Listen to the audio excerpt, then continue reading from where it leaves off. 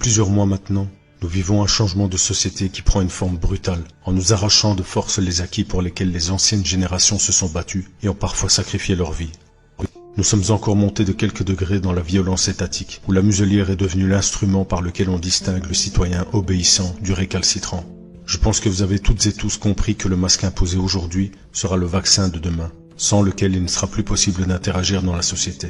Comme je vous le disais dans une vidéo précédente, l'objectif est de rendre le quotidien des gens invivable et de les étouffer progressivement afin qu'ils soient prêts à toute concession pour un retour à la normale. Et c'est là que le vaccin sera introduit comme monnaie d'échange. Les gens comprendront par la suite que les mesures dites sécuritaires sont destinées à perdurer, qu'il s'agit là d'une nouvelle façon de vivre et que l'ancien monde a bel et bien cessé d'exister. La plupart d'entre vous ont certainement entendu parler du Grand Reset, lancé par le Forum économique mondial de Davos en collaboration avec le prince Charles. Le Grand Reset entrera officiellement en vigueur en janvier 2021. Il me semblait important d'approfondir ce sujet afin que toutes et tous vous compreniez bien à quel point tout ce que nous vivons actuellement fait partie d'un plan mondial qui vous est désormais dévoilé publiquement. Il n'y a donc plus aucune conspiration possible, puisque ces lucifériens vous le disent en vous regardant droit dans les yeux. Vous allez vivre selon nos règles et nos lois.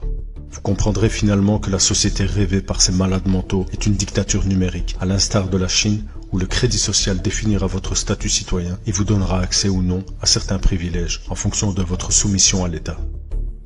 Le World Economic Forum, ou Forum économique mondial, est un club de pensée fondé par Klaus Schwab en 1971, regroupant de nombreuses personnalités influentes et patrons de grandes corporations. On y retrouve évidemment ce satané Bill Gates, George Soros, Google, la Fondation Rockefeller, la banque JP Morgan, Christine Lagarde, Al Gore, ainsi que des personnalités du showbiz comme Matt Damon, sans oublier la marionnette du changement climatique, Greta Thunberg. On pourrait le comparer au groupe Bilderberg, à ceci près que le Forum économique mondial a la vocation d'être plus ouvert et principalement orienté sur l'économie mondiale comme son nom l'indique. D'ailleurs, la plupart des acteurs du Forum de Davos sont également membres du Bilderberg, comme Klaus Schwab lui-même qui en était membre du comité fondateur. L'objectif ultime est donc l'établissement d'une gouvernance globale si chère aux mondialistes comme Soros, Attali, Brzezinski, Kissinger et toute cette clique de psychopathes qui œuvrent à l'établissement du système du Dajjal ou l'Antéchrist. Personnellement, j'ai compris que le Covid-19 était le catalyseur qui allait permettre la transition entre l'ancien monde et celui de demain lorsque Klaus Schwab a parlé de cette pandémie comme d'une opportunité. Il déclarait il y a peu « La pandémie représente une fenêtre d'opportunité rare mais étroite pour réfléchir, réinventer et réinitialiser notre monde. » On voit donc que pour ces technocrates, il s'agit bien d'une opportunité à ne pas manquer. Une occasion unique qui arrive, semble-t-il, juste au bon moment pour qu'ils puissent enclencher leur transformation majeure sous couvert d'urgence économique et sanitaire à laquelle les peuples pourraient difficilement s'opposer.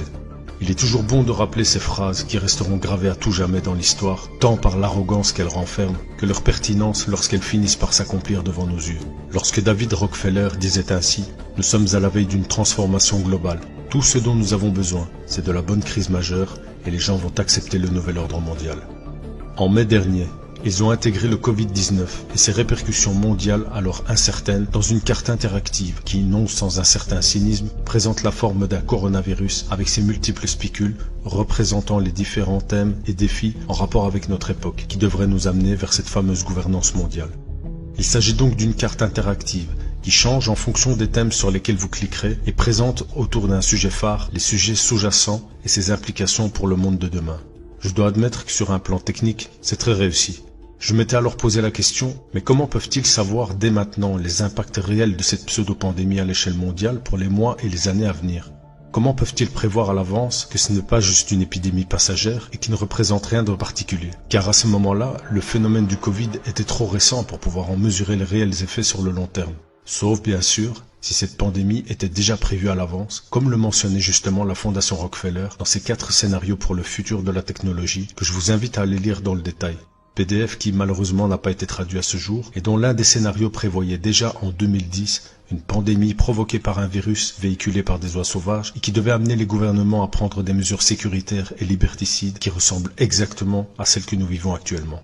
D'ailleurs, il est intéressant de noter que sur le site officiel de la Fondation Rockefeller, on retrouve cette même notion de reset, ou remise à zéro. Par exemple ici, comme vous pouvez le voir dans ce rapport qui traite de la manière de transformer le système de distribution de la nourriture aux USA.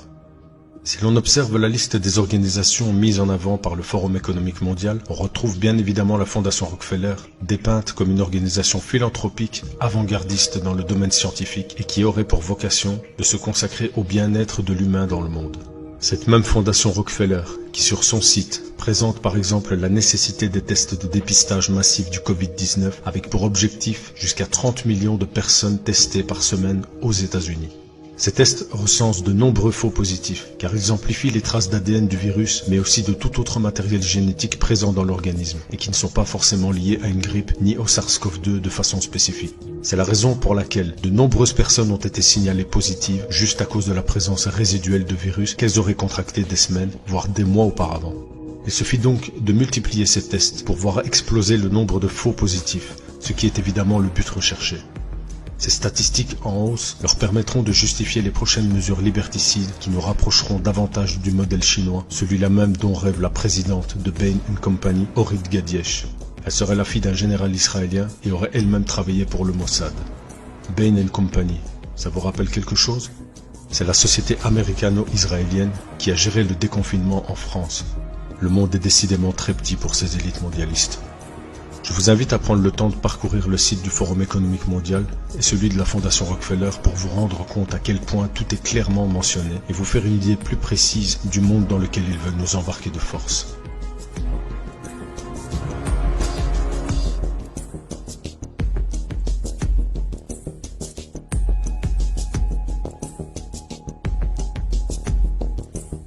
Ces différents acteurs travaillent donc de concert à l'établissement d'une refonte totale du système sous toutes ses formes et s'efforcent de faire passer cela comme une nécessité absolue pour la pérennité de l'humanité, notamment par le biais du développement durable.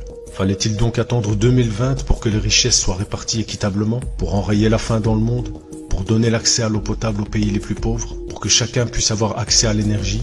Y a-t-il vraiment quelqu'un d'assez crédule pour croire à leurs slogans mensongers alors que ces ignobles individus n'ont eu de cesse de tromper les nations et les réduire davantage en esclavage au fil des siècles? Voilà donc ce à quoi nous allons très probablement assister dans les mois à venir. Une transformation majeure du système actuel, monétaire, sanitaire, social, commercial, éducatif, logistique, industriel, technologique, jusqu'à la distribution alimentaire. Bref, tous les mécanismes qui régissent notre monde d'aujourd'hui. Même le fait de voyager sera désormais soumis à de nouvelles règles. Le prétexte invoqué pour le déclenchement de ce reset global est avant tout l'impact du Covid-19 sur l'économie mondiale déjà mortifère. Un reset économique, avec la fin de l'économie locale, un ralentissement des activités humaines et le règne des multinationales qui auront racheté pour une poignée de dollars les PME à l'agonie suite au confinement. Un reset social, avec de nouvelles règles dans l'interaction entre les individus, où les mesures de distance sociale deviendront la norme. D'ailleurs, plusieurs dispositifs technologiques sont déjà disponibles pour veiller à sa mise en application dans certaines sociétés. Un reset géopolitique, avec la fin des États-nations et l'instauration d'une gouvernance mondiale à l'horizon 2030. Un reset environnemental, avec la dictature écologique où l'homme représente la menace ultime du fait de la surpopulation et de son mode de consommation. Un reset industriel, avec l'automatisation et la robotisation, qui débouchera immanquablement sur un nombre incalculable de pertes d'emplois et donc l'incapacité à rembourser les crédits bancaires. Les saisies immobilières se multiplieront, ce qui augmentera de ce fait la détresse sociale.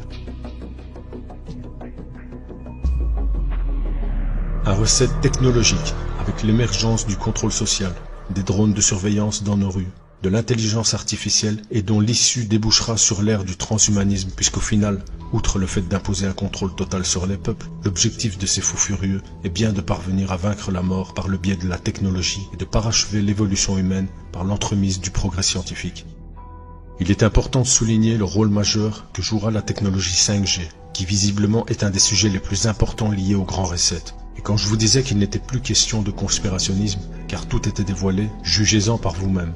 Lorsque l'on clique sur le sujet de la 5G, un résumé apparaît à droite de la carte. On y lit qu'une grande coopération sera nécessaire pour faciliter le déploiement de cette technologie qui sera utilisée pour l'Internet des objets, l'intelligence artificielle et le big data.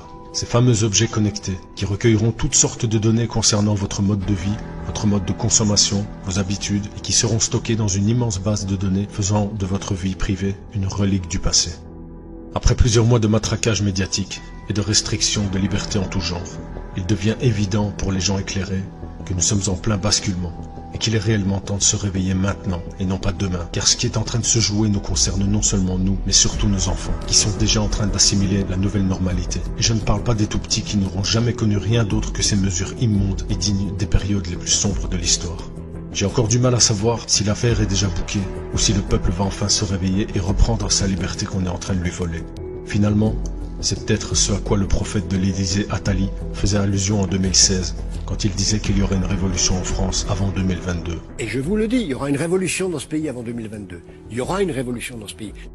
Avec le recul, je me dis que la psychose ambiante autour de cette pseudo-pandémie a fait office de révélateur, dans le sens où elle a mis en évidence la débilité profonde de certains qui n'a pu se manifester dans son intégralité qu'avec un événement de cette ampleur. Vous voyez avec quelle rapidité la plupart des gens ont changé leur habitude et se sont adaptés à cette nouvelle normalité sans trop de problèmes. C'est qu'ils étaient déjà prédisposés à être manipulés et finiront broyés par le système. Il y a des gens pour qui vous ne pourrez jamais rien, fussent-ils vos plus proches.